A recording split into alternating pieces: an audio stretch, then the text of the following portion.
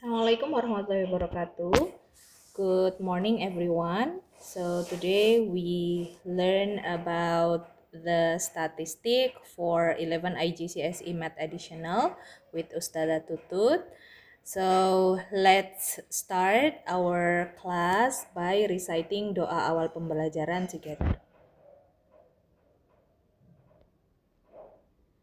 Okay, as learner, we are often dealing with many data, graphs, and its representation. If you see here, we have bar chart, histogram, scatter plot, line chart, box plot, pie chart, and so on. You already learned about some of it in the previous semester, and by learning statistic can teach us the importance of tracking and measuring outcomes. And in life, Muslims are reminded that they will be held accountable for their deeds and the hereafter. And also understanding statistics encourage precision and transparency, qualities that are essential for personal and social accountability. So as you maybe remember that we already learned some of the part of this chapter. We learn some of the representation of data in the last two meetings. You've learned what is the type of data, which is continuous and discrete. You also learn how to represent the data into stem and leaf diagrams. And also last meeting, you learn also how to draw the histogram according to the type of data. And also you learn also how to draw histogram with frequency or with the frequency density. Today's meeting we are learning about the cumulative frequency graph. This is one of the way to represent the data, especially the continuous data. Yeah. Okay. So we learned this last two meeting. Okay, we move to the representation of continuous data, cumulative frequency diagram. If you see here, cumulative frequency diagram is suitable for the continuous data.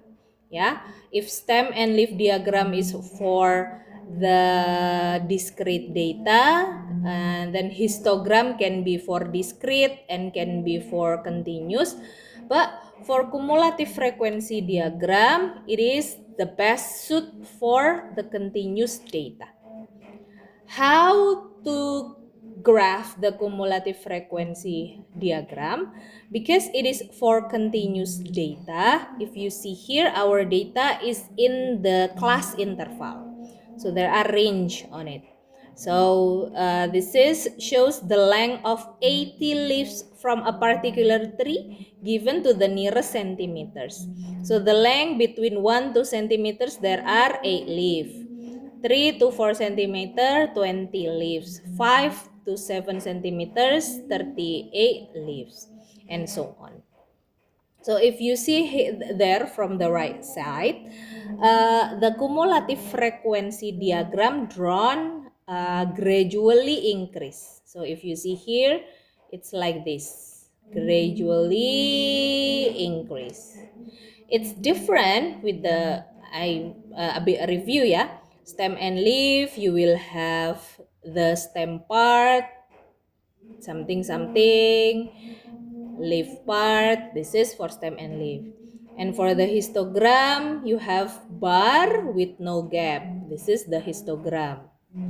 Yeah, this is one of the data representation. But for cumulative, it's a line but gradually increase.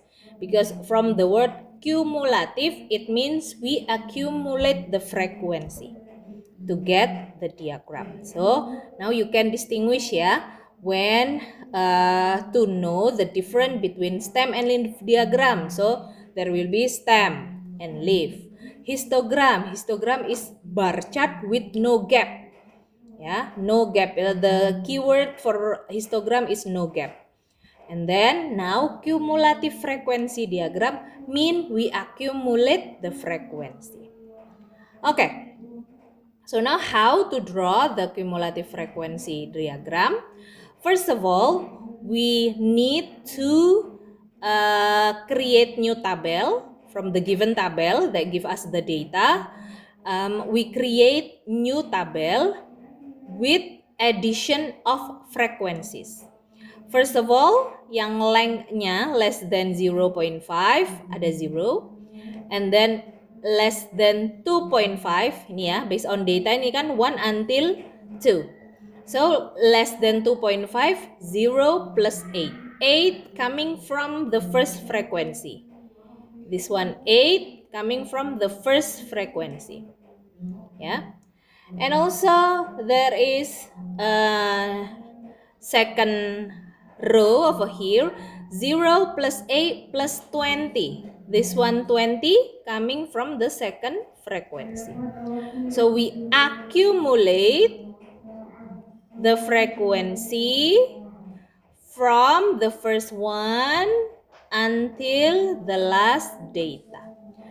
The last row should be the number of data, which is 80 over here. Yeah.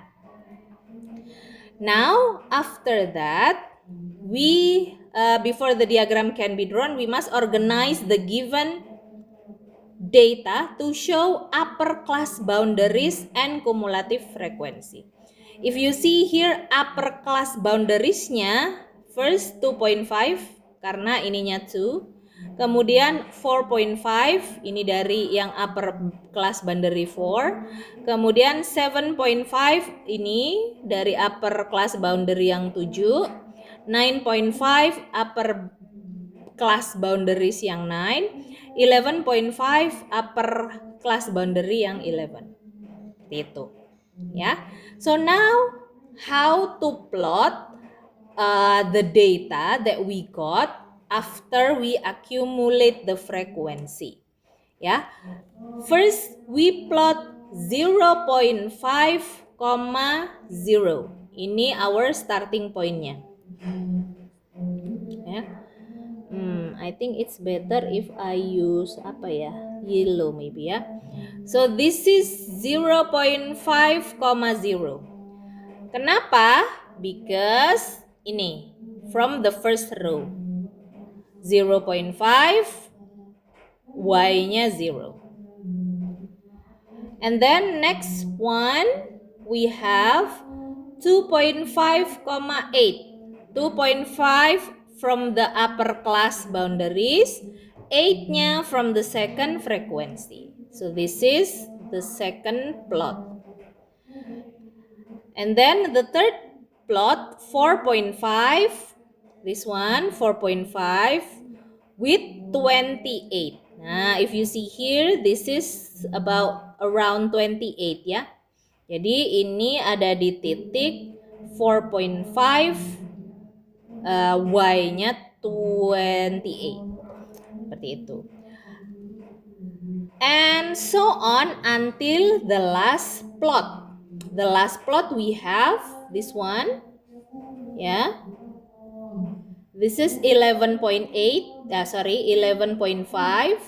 yeah, for the x-axis, and also 80 for the last cumulative frequency. Yeah. So after we got all the plotting point, we can connect all the cumulative frequency diagram. Yeah. Okay, now what is the benefit of drawing the cumulative frequency diagram? What is the benefit? What this is for?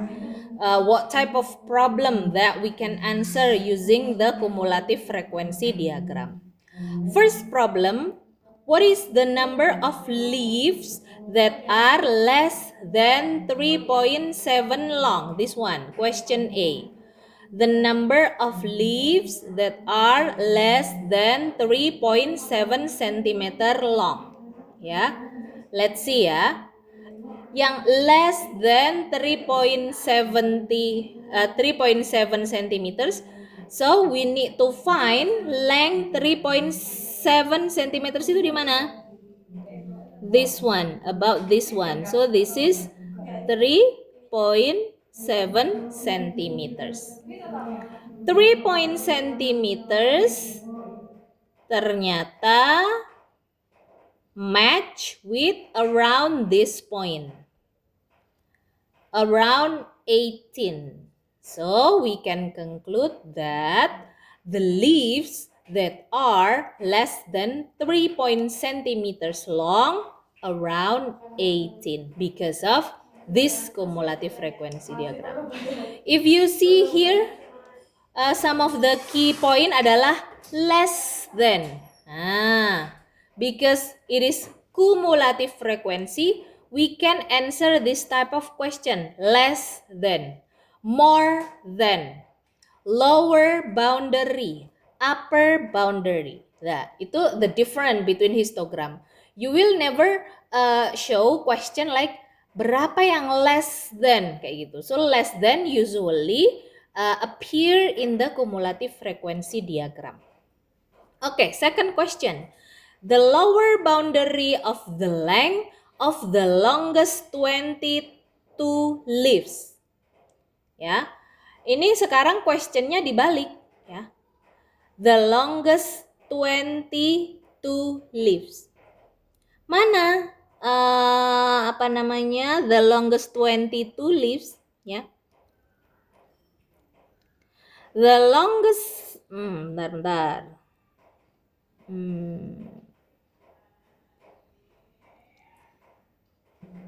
Okay, back to the second question. The question is the lower boundary, the lower boundary of the length of the longest 22 leaves. The longest 22 leaf itu berarti kan from leaf number 80 until the longest 22. Gitu kan ya? So 80 minus 22. Itu the longestnya. 80 minus 22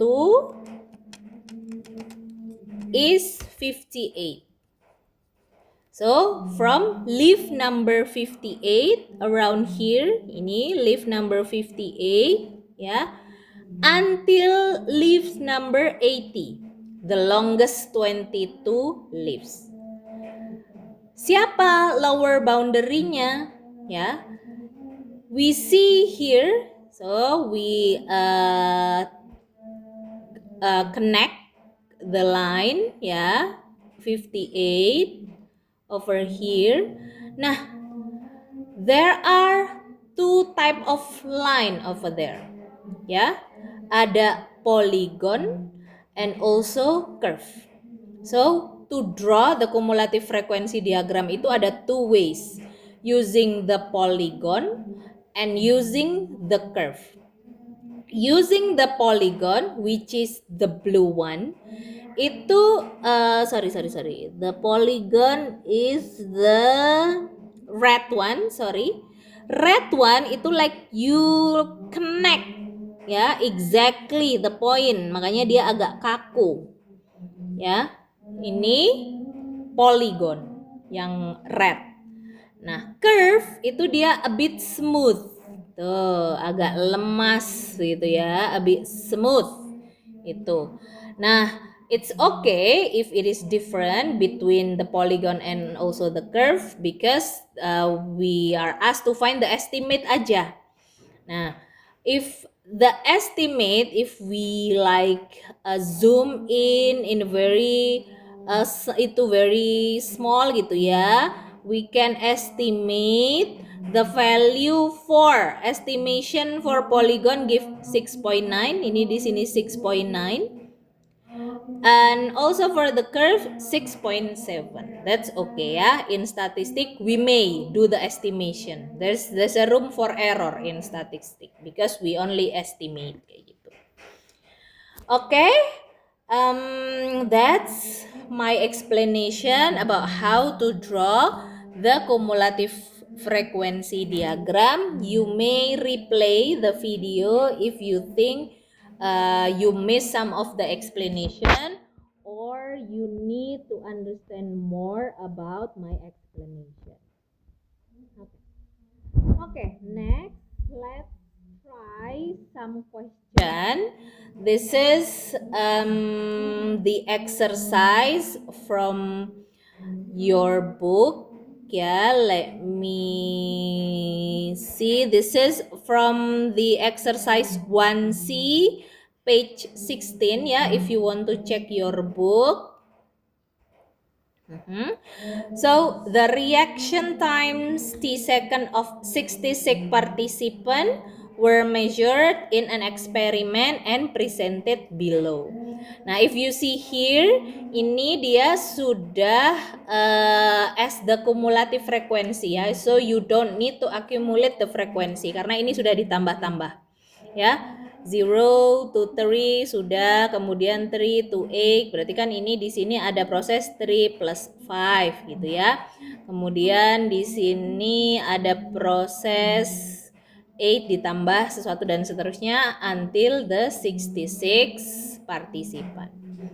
Draw a cumulative frequency polygon to represent the data. Dia udah bilang, dia suruhnya pakai polygon, bukan curve ya. Jadi pertama we create two axis ya. Nah, wait. I will ini ya make it quite ini. Okay. Then let's see ya. So 1.5 starting from 0. So ini misalkan 1.5. Ini dia di sini 0. Ntar. Pakai yang ini bener aja.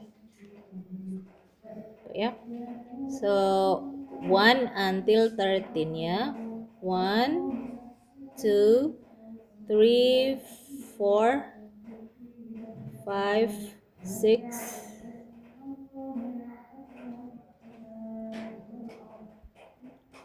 7,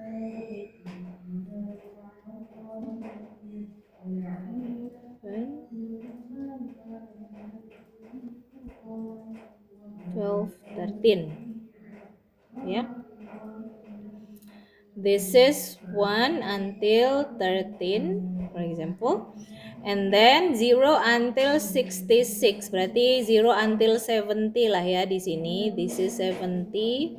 7, 6, 5, 4, 3, 2, 1. This one 10, 20, 30, 40, 50.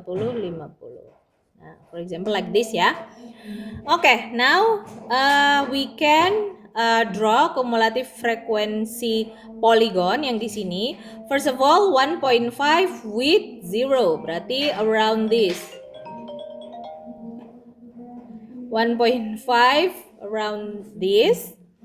Kemudian 3 with 3. 3 with 3 around here. Sorry.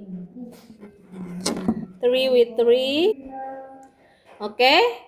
Here 3 with around 3. Kemudian 4.5 with 8. Nah, mungkin di sini ya sekitaran. Nah, nanti kita perbaiki lagi dah itunya. Kemudian 6.5, 3, 4, 5, 6. 6.5 here with 32, 20, 30 around here. Ya, ini 6.5. Kemudian 8.5, 7, 8, 8.5 with 54. Berarti around this ya. Kemudian 11 with 62. Nah, around this. Kemudian 13 with 66. Nah, so because it is polygon, we may connect ya. Connect the line. Set. Nah, no need to be the curve karena perintahnya in polygon. Nah, itu gitu ya. You can write it in a very neat and tidy ya, because it's only sketch on my screen. Okay, the question is the number of participants with reaction times between 5.5 and 7.5. Di mana 5.5 ini 4, ini 5. Berarti 5.5 di sini ya. 5.5 ya. And 7.5. 6.5. Nah, 7.5 di sini. 7.5. Berarti around this one. Ya. This one and this one. Nah, this one. The number of participant antara itu. Nah, kita hubungkan ke sini berapa? Hubungkan juga ke sini sekitar berapa. Kalian gambar yang rapi biar tahu nilainya itu di sekitar berapa. Kemudian the lower boundary of the slowest 20 reaction time. Slowest 20 reaction berarti from 0 di sini until 20. Nah, you calculate ya, from 0 until 20. From 0 until 20. Ya, you calculate berapa lower boundary dari 20 berarti di sini ya. So, kalian tarik, nah sekitaran di sini lower boundary-nya berapa? Di 20. Ini kesininya siapa? Oke? So, you may replay the video. You have to do it on your own. Please continue to do number 1. Ini tadi ya. Kalian finish. Number 2, number 3, and number 5 ya, the exercise. I think that's all from me, the explanation. You may again replay the video if you think you need to understand more. Thank you. Wassalamualaikum warahmatullahi wabarakatuh.